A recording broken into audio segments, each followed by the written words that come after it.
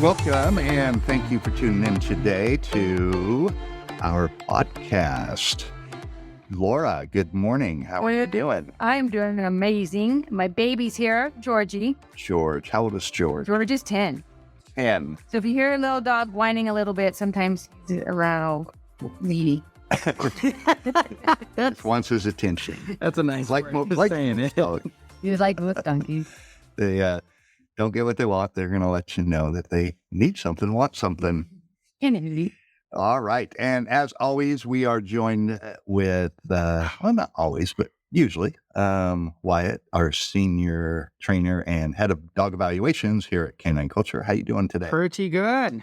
All right. Well, if you are tuning in today because you need help with your dog or their behaviors, some emotional issues, this is what our podcast is all about. And today's going to kick off a 4-part podcast on types of dog trainers. So there are a lot of different, how do you say, guys? Methods or Ideologies. yeah. I think that's the right word. Yeah. So since I just used the word ideology, the dog training world can be very snarky, very, wow, extreme. Yeah. It's almost, I like to compare it to politics. You have Democrats, Republicans, and unfortunately, that's really our two main parties. It's not a lot of choices going on. Some Democrats are extreme left. Some Republicans are extreme right. I tend to believe the majority of all the people in those parties are not extremists. I would say the majority of Americans can agree on probably 80% of everything. It's those two extremes on the left and the right. You could call water wet and they'll start an argument with you. Yeah. Because they're just not going to even listen to facts. Well, And this is left and right. You know, I'm not picking a party here. yeah. So dog training is quite polarizing like that. Basically that main ones you'll hear is purely positive training. That's what we're going to talk about today. Then there's a balanced trainer. We're going to talk about that next week, balanced trainers, and that can be a little controversial as well. And then there's compulsion based trainers. A lot of people don't call themselves that, but we're going to do a podcast on that because we want you to understand what a compulsion-based trainer is so you can quickly, readily identify that trainer and run for the hills if you happen to be in front of one of them. If you don't know what to look for, you could inadvertently sign your dog up. Someone could sign their dog up for the wrong training. So there really is no category of compulsion-based trainers. That's just, but it is.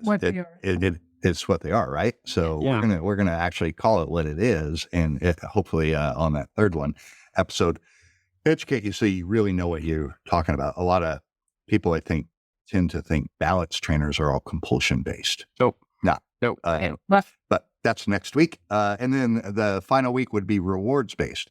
That's also a category that we kind of define ourselves because it's not really technically a category. The real two main categories you're going to see out there are purely positive / AKA force free. But that's kind of gray if they're purely positive or just force free. It's really confusing. So purely positive, what are your guys' take on purely positive trainers or training? Training, purely positive. It's not doable to purely positive. But what is purely positive? They never. I mean, give your layman's term definition. What's purely positive? I'm not going to see what I was going to say. That the dog does not get any negative reinforcement, negative feedback. No corrections. All you're doing is shaping and luring and molding pretty much with treats or sometimes with toys, depending on what the dog motivated is, I'm hoping. And that's what I think purely positive. Everything you do with the dog is positive.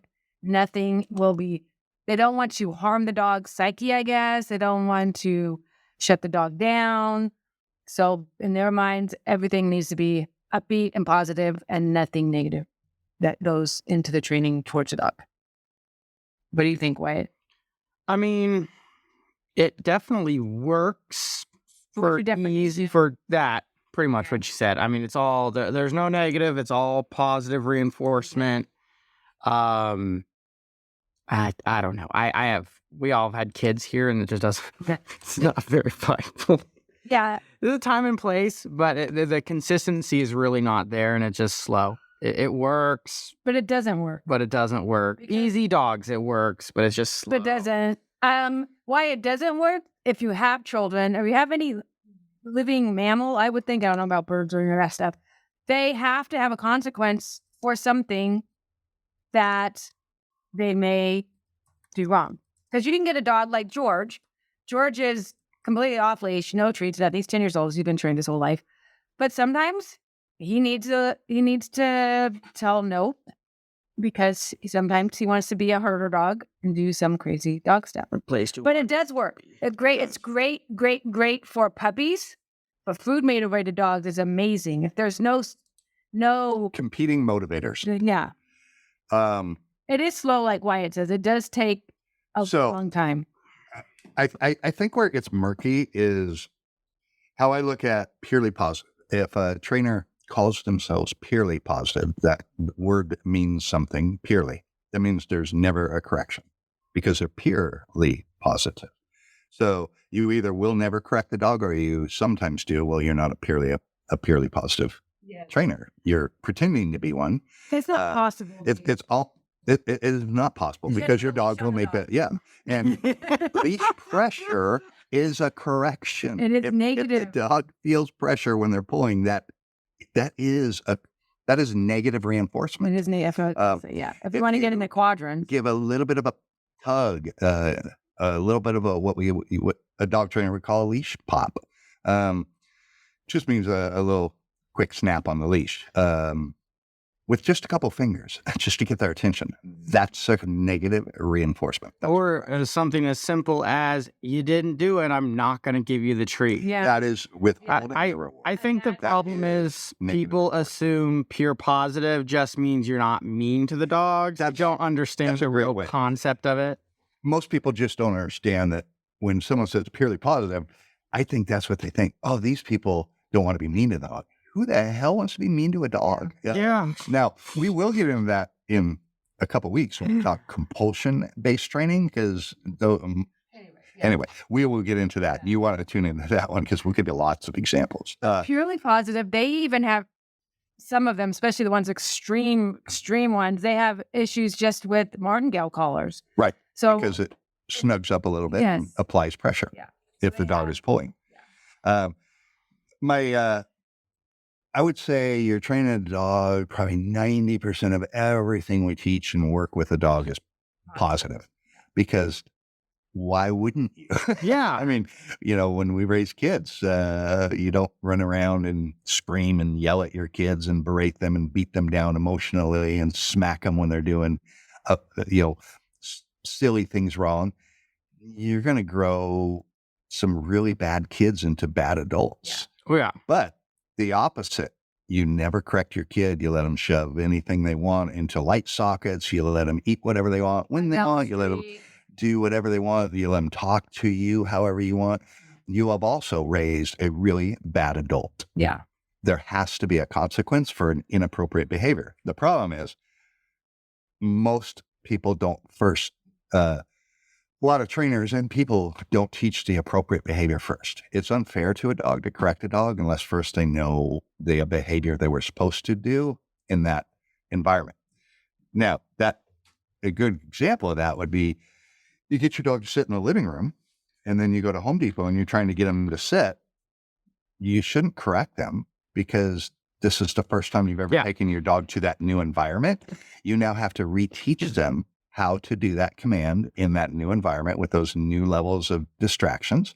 Now, it should go fairly quick, but you've changed the context, you've changed the environment, you've changed the picture, so it would be unfair to correct your dog.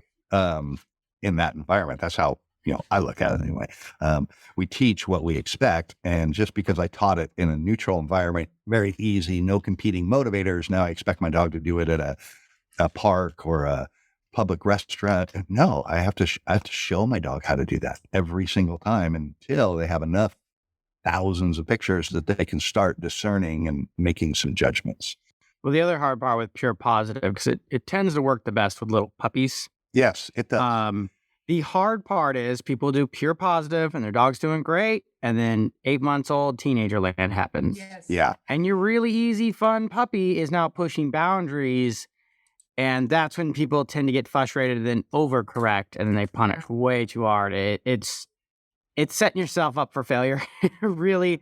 And I mean, even if you've got the easiest dog in the world, you're just going to have a spoiled brat if you just do pure positive. Right. They'll just take advantage of you in a heartbeat. Because I guess technically, according to the definition I just Googled, for those, all positive or reinforcement dog training using only positive punishment methods like clickers. A clicker is not a punishment. It is a marker.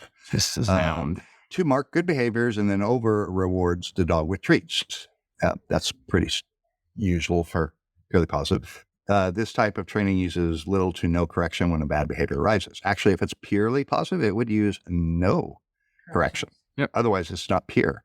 It's not purely positive. And it might sound like I'm sparsing words, but it either is purely positive or it's not. It is either force-free or it is not. Force-free just means you're not forcing the dog into a position like a down. You're not forcing the dog down. That's a silly way to teach a dog a down because you're going to get oppositional reflex as soon as you start trying to pull the dog to the floor with a leash. I mean, of course they're going to pull up and resist that. That's people, I don't know, that train down like that. It means they don't know how to train down. They maybe only know how to use a treat. And if that don't work, then they pull the dog down. There's a lot of ways to teach a dog how to down. Down can sometimes be a struggle for some dogs because it is a pretty submissive position. And it's okay. That dog might offer you down in your living room, but now they won't do it somewhere else. And it's because it's a submissive position. They might not feel comfortable with your level of leadership in that environment. And that's why they're not going to give it to you. So, analyze yourself too. I guess, we could actually call ourselves purely positive since this definition says little to no corrections. Well, we use very little. I mean, our goal is that, there wouldn't be a correction. A correction just needs to be meaningful. It should never be painful. It just has to have context and meaning to what the dog did. And then the timing is incredibly important. So purely positive. The one drawback I have with purely positive is kind of what you were just saying, Wyatt. It's usually perfect for puppies because they're so moldable, they're so impressionable, they're so eager to do, and they're incredibly motivated. The older the dog gets, now we start seeing different things that are going to motivate them, and treats aren't always, we've trained lots of dogs. They are not food motivated whatsoever. Or toy motivated. I find that purely positive, the biggest hurdle a purely positive trainer has is they can't deal with a lot of emotional or behavioral issues. Yeah. So aggression, they can't do it. They're clicking, rewarding. And that's fine, but eventually you got to quit rewarding. If you're always rewarding your dog for every action that you expect them to do, then you are basically training somebody's dog that's going to require a treat anytime that you want them to perform a behavior, because you didn't train the dog, you bribed the dog, and the dog understands, I do X, I get paid. Well, a couple times not getting paid, he quits doing it because you broke the rules. Dogs like rules to be consistent. So that's why it's important to fade treats out. So you're not stuck with that rule of you do X, you get a treat, a cookie. Another thing about too is what if that whatever is more motivated to the dog, like chase a squirrel or attack another dog or run after a bike, is probably gets that dog's dopamine's moving a lot faster than that little piece of chicken you have in your hand. Right. So you got to think about that too. And you can't ever make your treat more valuable. It's only as valuable as it is. Yes. So when they see that squirrel, Yeah. now your treat's not more valuable than that squirrel. I can't all of a sudden make it more valuable.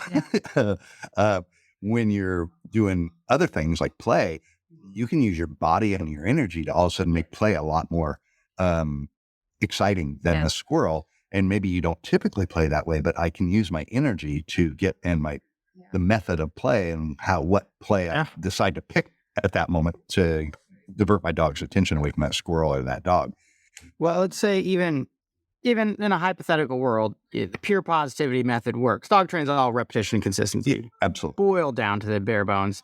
You don't have a lot of consistency. Right. But say you magically do fix this reactive dog with pure positivity, it's going to take you a year, if not 2 years. It'd be like going to the gym for a year or two religiously, and then you lose 5 pounds after a year or two. Right. No one is that committed. Nobody. Most people not. That's why most people stop dieting, is the reward takes too long. Or the gym.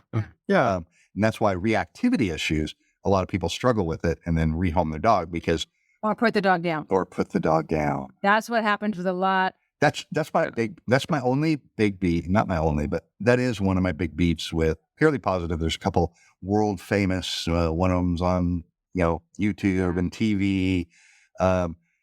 Cesar Millan is not a Purely Positive, by the way. He's a balanced trainer. Yeah. But I'm not going to talking about him. Yeah, we're not talking about him. But there is one trainer in specific. I'm not going to call her out, but she has a TV program. And God, I just can't watch it because, she can't, if it doesn't work, her advice is put the dog down. Holy crap, man, give the guy a chance. Be open-minded and let him go to a different trainer. Don't just kill the dog. Gosh. And I could not believe that episode. Oh, I know. I can't fix it. It's not doing it. It's not doing it. Holy shoot, man. There's other trainers. That would be like us saying, we couldn't help a dog. And I would say, yeah, don't try anybody else. Just go put the dog down. Yeah. You know what? Maybe somebody else got an approach that I just didn't know or didn't think of. Man, we don't know every answer there is. Holy smokes. And some dogs need different things than we have. Right, a different environment. Yeah. There's a lot of different things. So that's my one beef is if they can't fix it, they don't recommend trying other training methods. By all means, there is no trainer on the face of the planet that knows everything there is to know about dog training. That's why it's an evolving skill. Because we are training a living being that is not a human. And they can't talk. And they cannot talk. They cannot explain, and we can't explain concepts to them. Yes. And they're motivated by stuff we might be motivated by, but they're predator animals. Yeah. So the motivators are different than ours. Yes. And Purely Positive tend to get stuck in the 4 quadrants. They used 4 quadrants. It's good to know the 4 quadrants, but I never have a dog on my leash and go, okay, what quadrant am I operating? Yeah. I am training the dog. I don't get stuck in quadrants. Yeah. Very easy to get stuck in the weeds in dog training as a whole. Yes. Right. And then what are their feelings? What are they doing? Like, there's a point where you just got to train the dog. Yeah. And it's good to know all that stuff and identify problems as they pop up, but a lot of the time, dogs are way more simple. We try and put a lot of human emotions onto our dogs. And realistically, they're like a 3-year-old, really, intelligence-wise, about a 3-year-old. And problem solving. And problems. I mean, they're not dumb, but they're not a 20-year-old human. It's not the same. They might be mature, but they still don't problem solve the same way we do. Like they don't have the range of emotions in love and anger and things like that we do. They just have a couple ranges in those. Which is nice. Which is a good thing. Because that's why they love us. Yeah. Because we sometimes are not. We kind of suck. Yeah, some humans are really sucky, and our dogs still love us. Yes. So there is that. Yes. Our dogs love us way more than we deserve to. And I think if most people just dumbed it down, then it would be much easier with their dog. Keep it simple. Yeah. I mean, literally keep it simple. And excuse me, that is one of the great aspects of Purely Positive training. Yes. Is for the most part, they are keeping it pretty simple. Yep. But I always come back to, do I want to have to treat my dog, give him a treat or a cookie every time I need to compete against something to get the behavior that I need? No, I don't, because I don't always carry treats around with me, but I always typically would like to have my dog with me. Let's say another positive, really good end about pure positivity is if the trainer fails and it doesn't fix, they typically don't wreck the dog in the process. That's very true. I would say that's true. Yeah. Because if they're just like, hey, our program just did not work with your dog's reactivity, they didn't destroy your dog in the process. Typically. They just figured out their process didn't work. If they're pure positive. But I was trying to find this again, Googling it, because I've seen we've all seen, horrific videos on just some cruel things that trainers have done. The leash is probably the most abused thing invented. And there's a video about some purely positive trainers, and oh my Lord, they just abuse that dog. And that's not my, I didn't say this, but one of our trainers said this from a school that they had gone to, and just my opinion, I have not been able to verify this fact, but some purely positive trainers can lose their temper because they've never taught the dog the consequence of no. So when they really, truly need it, the dog can't do it. And the trainer can lose their temper because they got frustrated and they have nowhere to go. Once you lose your temper, you need to stop training. Yeah, they're irrational at that point. There's always that risk. By all means, purely positive trainers aren't a bunch of crazy people running around hurting dogs, but there is always that risk. If you've never taught your dog the consequence of no, that there is some kind of consequence, one day you're going to need it. And your dog's not going to know it and understand it in the context or the environment you're in. And now what do you do? Yeah. Do you lose your temper? Things go sideways now really fast? So, there is that double-edged sword there. Understanding no is super important for a dog. Yeah. Just like understanding as a human, don't spend more money that's in your check account or things are going to bounce.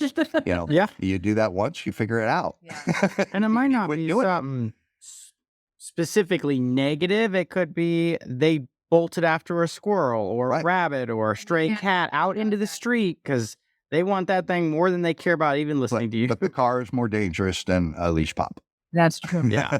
Yeah. I mean, the car is a life ender. Or the rattlesnake if you're in the South. Yeah.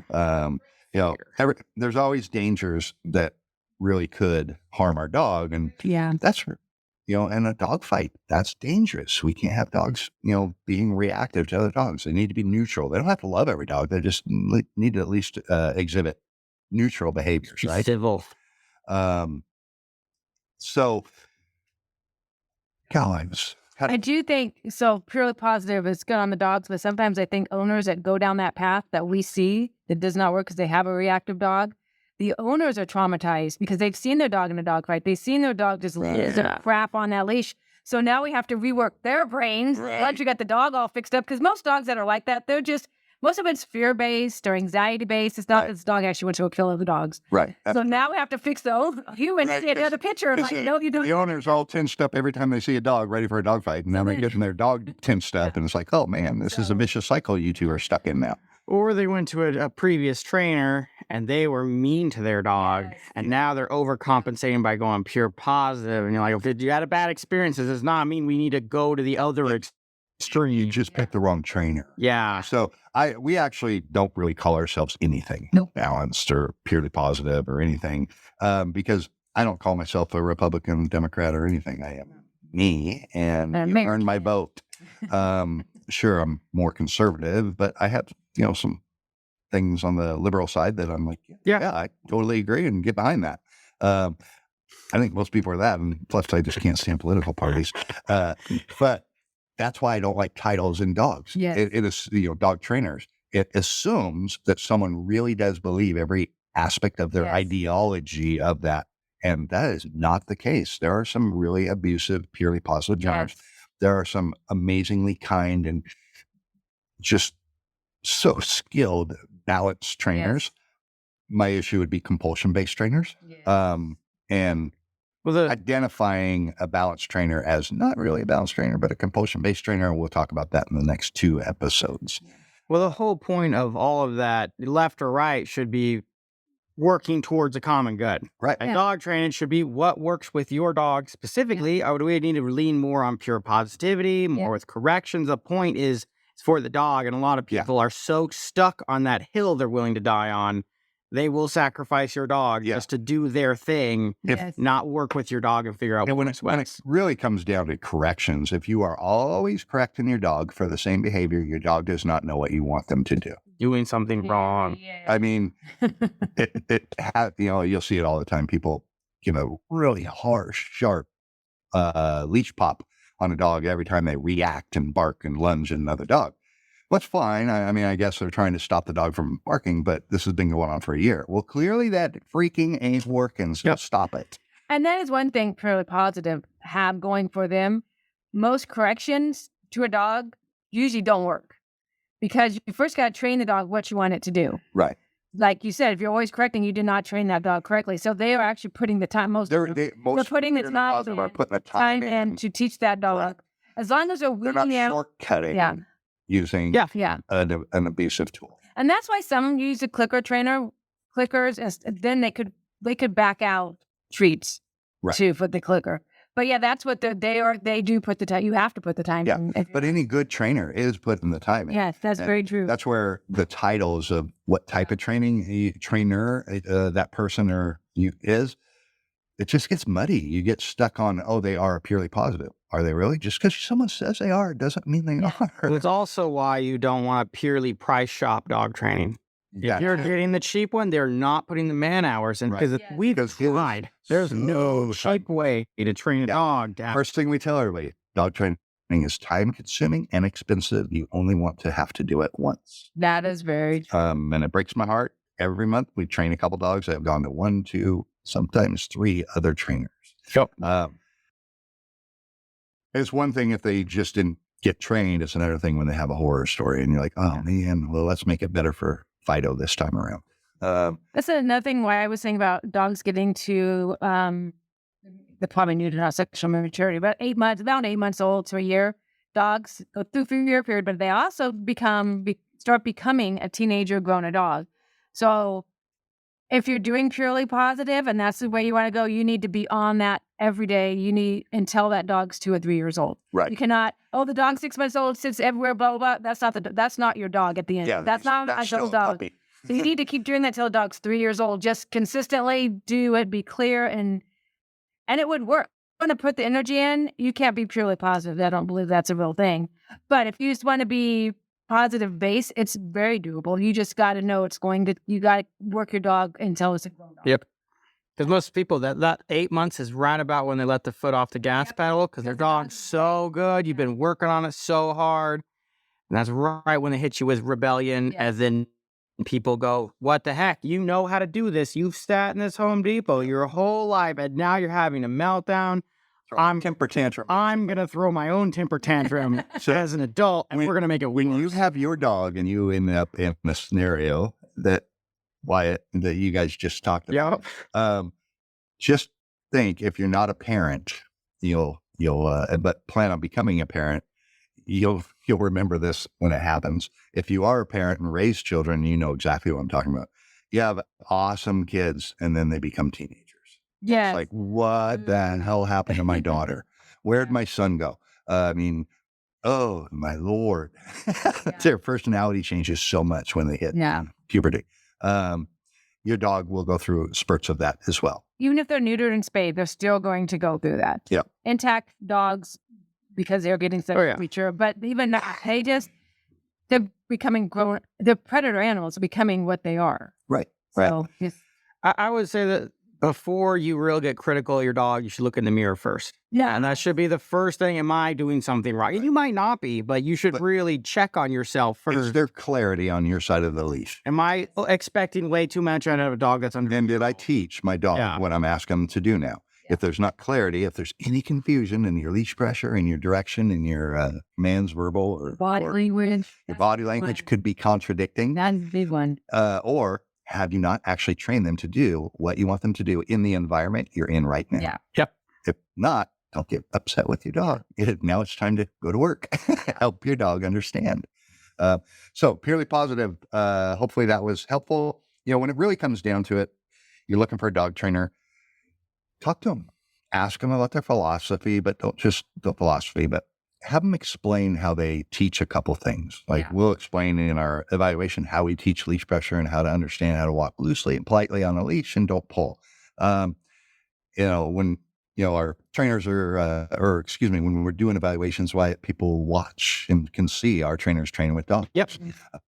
These aren't demo dogs. These are all clients' dogs. Some are day one, some are their second week, some are their third week. Right. All, that to me really demonstrates what type of dog. We don't use demo dogs by design. A demo dog is a demonstration dog. If that you're unfamiliar with that term.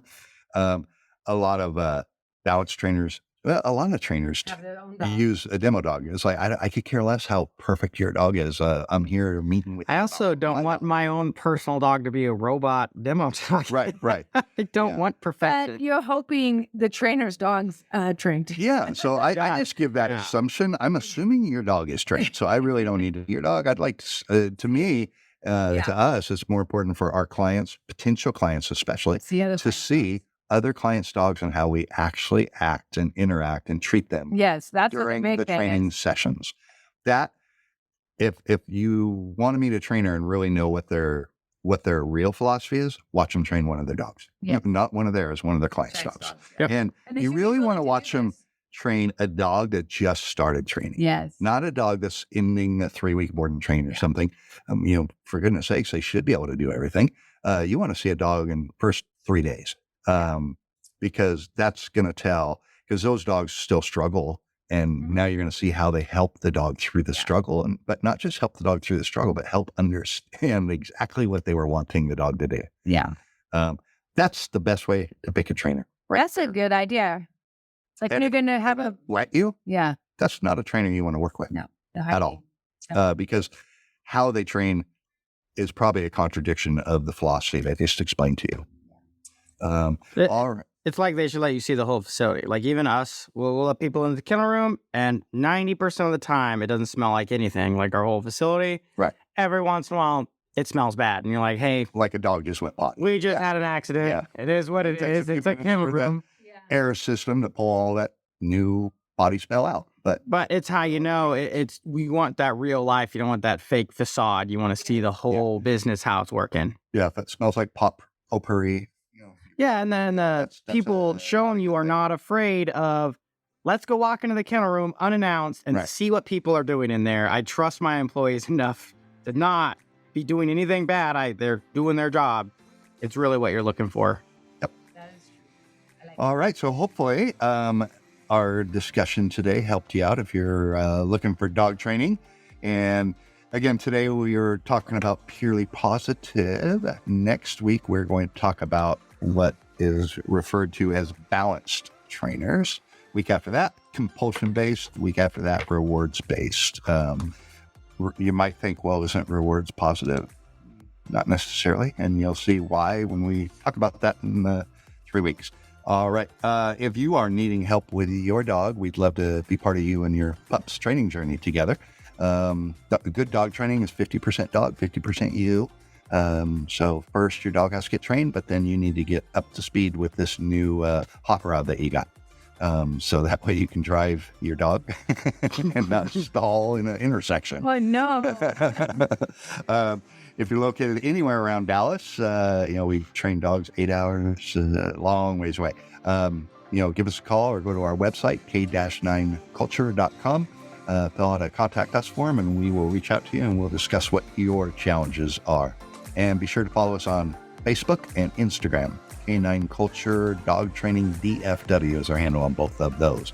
And until next time, go have fun with your dog.